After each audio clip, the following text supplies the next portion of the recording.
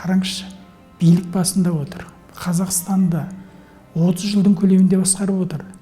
Сонда билік былай қараған кезде ақша жинамау, байлық жинамауының өзі бұл ішкі сезімде үлкен қанағаттанғандық, қанағаттандарлық кәдімгі сезімнің күштілігі ғой деп ойлаймын. Яғни азаматта үлкен позиция бұл. Рас, оның жаңағы жұбайымен екеуінің ортасында үлкен келісімнің болуы, бір-біріне құрмет тұтуы, бұл да қазір жастарға үлкен тұлға есебінде, үлгі есебінде көрінеді.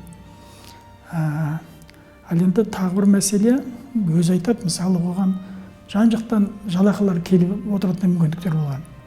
Мысалы, ғылым академиясының академигі ол кісі. Осыған байланысты оған жыл сайын сол замандардағы үлкен қаржы бойынша 300 сомның үстінде айлық беріліп отырады. Соның өзі ол қаншама енді артықшылықтар бар ғой. Соның өзі ол оны қаншама дәрежеге дейін алып барған болар еді. Бірақ Димаш Ахметұлы Қонаев ол кәдімгі өзінің жаңағы академиядан түсіп жатқан қаржыларын халықтың мүддесіне, жастардың тәрбиесіне бағыттап жұмсап, соларға қорына салып отқан. Қараңызшы қандай